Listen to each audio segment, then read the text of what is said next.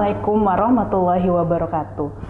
Halo Sobat Yarsi, perkenalkan saya Dr. Dita, dokter umum di Rumah Sakit Yarsi. Alhamdulillah hari ini kita hadir bersama kita Dr. Ufita yang merupakan spesialis jantung di Rumah Sakit Yarsi. Assalamualaikum warahmatullahi wabarakatuh. Halo Sobat Yarsi, saya Dr. Ufita, dokter spesialis jantung dan pembuluh darah di Rumah Sakit Yarsi.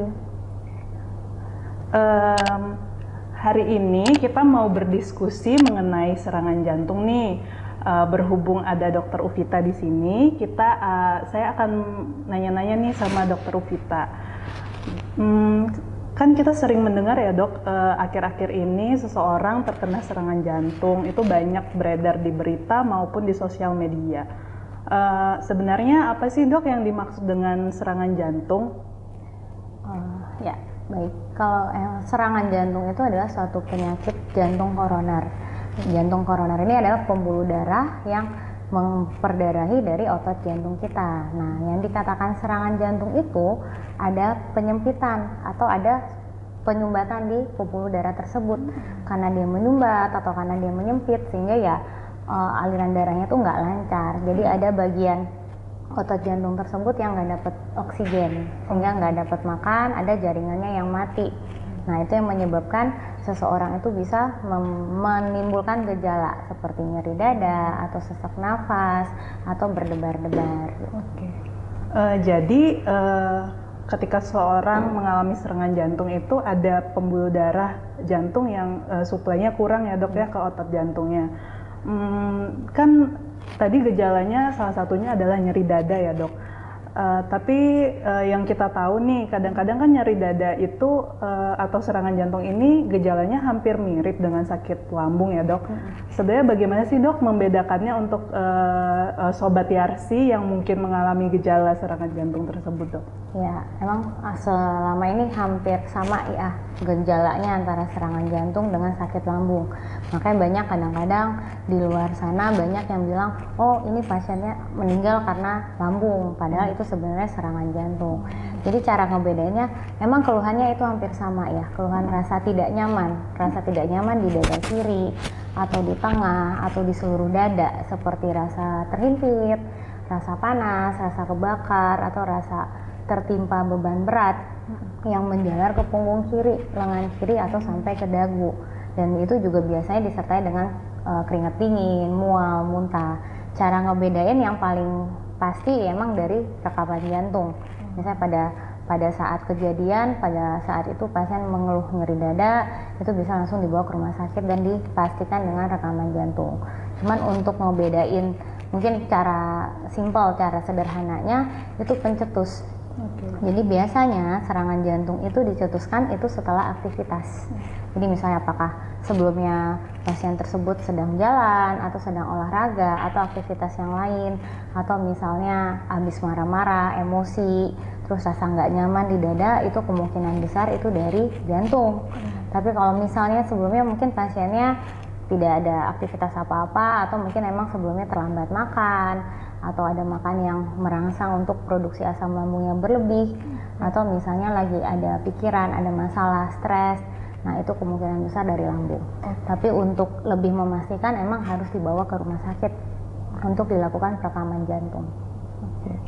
Oke, berarti Sobat Yarsi untuk kalian yang merasakan misalnya gejala yang udah disebutkan Dr. Ufita tadi, itu bisa dibedakannya berdasarkan dari kegiatan sebelum keluhan ya dok ya.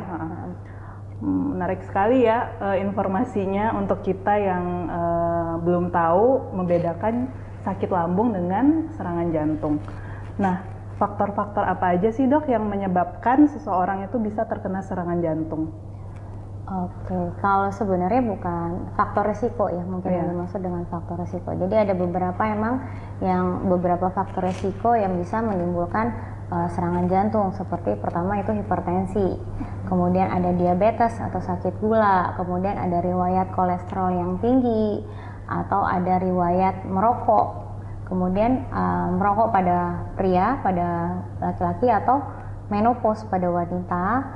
Kemudian bisa juga ada riwayat keluarga, di mana keluarga inti seperti orang tua, adik kakak, yang menderita penyakit yang sama atau penyakit jantung koroner atau pernah riwayat pasang ring atau riwayat operasi jantung sebelumnya, atau misalnya juga ada keluarga inti lagi yang meninggal mendadak pada usia muda.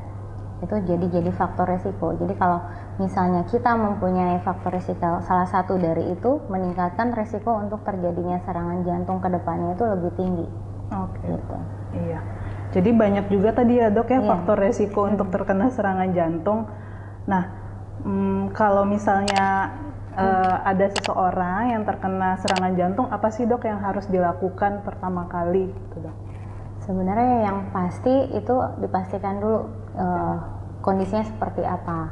Memang secepat mungkin harus dibawa ke rumah sakit. Walaupun misalnya mungkin cuman ya rasa nyeri ulu hati, atau mungkin hanya jalan sedikit kok agak ngap ya, kok agak berbeda dari sebelumnya, secepatnya harus dibawa ke rumah sakit karena memang harus kita periksa. Gitu. Berarti tadi berdasarkan info dari dokter, apabila misalnya habis aktivitas terus kita mulai merasa nggak nyaman, ada nyeri dada atau nyeri di bagian tengah dada, sebaiknya langsung ini ya dok ya, diperiksakan ke rumah sakit untuk mencari tahu apakah benar itu serangan jantung atau tidak ya. Dok, ada nggak sih dok hal yang bisa dilakukan untuk mencegah seseorang supaya tidak terkena serangan jantung, dok? Kalau untuk mencegah sebenarnya intinya sih pola hidup sehat ya dari awal, bukan pada waktu sebelum. Sebenarnya kan intinya serangan jantung itu kan terbentuk plak aterosklerosis namanya. Jadi ada tumpukan lemak di pembuluh darah jantung, dan tumpukan lemak itu tidak muncul dalam waktu singkat. Itu sebenarnya sudah dari, mungkin kalau emang terkenanya di atas usia 40 tahun, mungkin dari usia 20 tahun atau usia itu udah mulai terbentuk. Jadi ya kalau untuk mencegah kita tidak terjadi serangan jantung ke depannya itu ya mungkin pola hidup sehat dari awal, dari usia muda. Mungkin ya hindari merokok, terutama pada pria. Kemudian makan makanan yang berlemak itu dikurangin, dibatasin. Kemudian ya pola hidup sehat, kelola stres. Kemudian ya olahraga. Yang penting dia olahraga itu dia rutin sebenarnya. Rutin, tidak harus yang berat, cuman seperti mungkin jalan kaki setiap pagi atau misal jogging. Kalau sekitar setengah jam itu udah cukup gitu. Intinya sih pola hidup sehat dari awal. Gitu. Berarti ini ya dok ya, tadi yang faktor-faktor resikonya itu sebisa mungkin dari awal udah kita lakukan ini ya, pola yang baik ya, pola hidup yang baik gitu. Oh ya dok, kan akhir-akhir ini ada tuh dok di berita tentang atlet yang meninggal mendadak ketika bertanding, terus juga beberapa di media sosial, di berita tuh ada seseorang yang meninggal mendadak setelah berolahraga. Sebenarnya kira-kira apa ya dok kemungkinan penyebab seseorang meninggal mendadak, dok?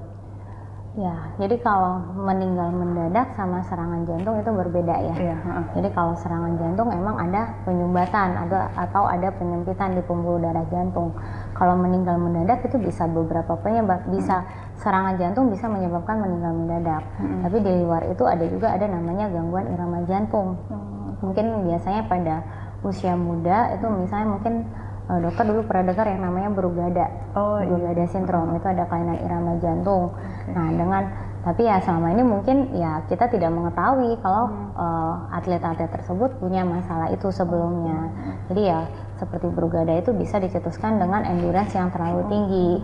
Serangan jantung pun itu bisa juga tercetus dengan endurance yang terlalu tinggi. Jadi kan kalau misalnya atlet atau olahraga yang terlalu dipaksakan itu bisa menimbulkan ya kondisi-kondisi seperti itu. Apakah dia Brugada karena dia ada Brugada kelainan irama jantung tersebut mencetuskan dia terjadinya nanti namanya VT, gelombang kelainan irama jantung yang mengancam jiwa gitu. Atau emang ada masalah sebelumnya, mungkin sudah ada plak yang tidak diketahui, tiba-tiba plaknya pecah sehingga tersumbat total gitu. Tapi dicetuskan oleh endurance yang terlalu tinggi, kerja jantung yang terlalu berat gitu. Oh iya, berarti tidak selalu setelah aktivitas misalnya seperti berolahraga tadi itu eh, penyebab kematian mendadak seseorang itu akibat serangan jantung ya dok. Berarti ada juga penyebab lainnya seperti gangguan irama jantung yang memang sudah dimiliki oleh orang tersebut ya. Oh ya dok, kalau misalnya seseorang sudah pernah terkena serangan jantung nih dok, apakah dia beresiko untuk terkena serangan jantung lagi dok? Bisa. Bisa ya dok? Makanya sebenarnya pasien yang sudah menderita sakit jantung atau misalnya hipertensi ataupun diabetes itu kan harus minum obat seumur hidup. Karena ya selama jantung kita masih berdetak ya proses yang terjadi di dalam tubuh kita itu terus berlanjut. Kalaupun misalnya dia sudah pernah serangan jantung tapi tidak pernah kontrol, tidak pernah minum obat atau malah tetap melakukan makan makanan yang berlemak, tetap merokok, tetap yang tidak melakukan pola hidup sehat, ya bisa terjadi lagi serangan jantung dan mungkin itu lebih berat. Oke, berarti memang seseorang yang udah pernah terkena serangan jantung itu memang akan harus minum obat jantung seumur hidup ya dok? Iya. Oh, dan kontrolnya bagaimana dok? Apakah harus setiap bulan kontrol atau bagaimana dok? Sebagusnya iya, tapi emang kan kita evaluasi ya serangan jantung. Jadi kan kelainan jantung bukan hanya serangan jantung, ada yang ya mungkin ada penyakit jantung hipertensi, ada penyakit jantung koroner, penyakit kelainan katup. Intinya kalau sudah ada defek di jantung kita sendiri itu tetap harus kita kontrol, minum obat teratur rutin.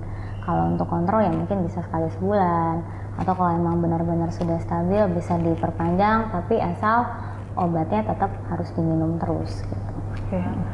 Baik Sobat YRC, tadi itu banyak sekali kan faktor-faktor resiko yang bisa menyebabkan seseorang terkena serangan jantung seperti hipertensi atau tekanan darah yang tinggi, kemudian kebiasaan merokok, terus adanya penyakit seperti menderita diabetes mellitus ya dok, terus ada faktor dari keluarga juga untuk seseorang yang keluarganya pernah menderita serangan jantung atau ada penyakit jantung ya dok ya.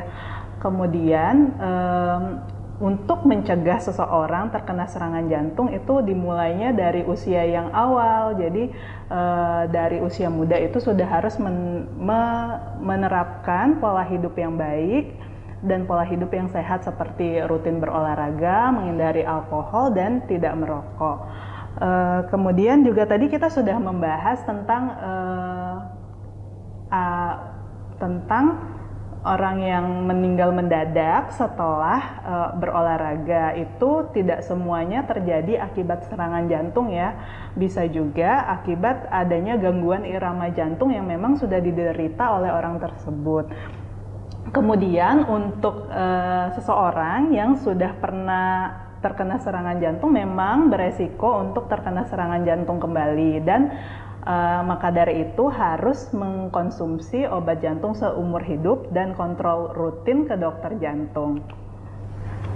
Makasih ya dok atas informasinya mengenai serangan jantung, sungguh sangat bermanfaat informasinya bagi Sobat YRC yang memiliki keluhan seperti serangan jantung dan masalah jantung lainnya bisa berkonsultasi dengan dokter Uvita ya. Oke, baik, terima kasih.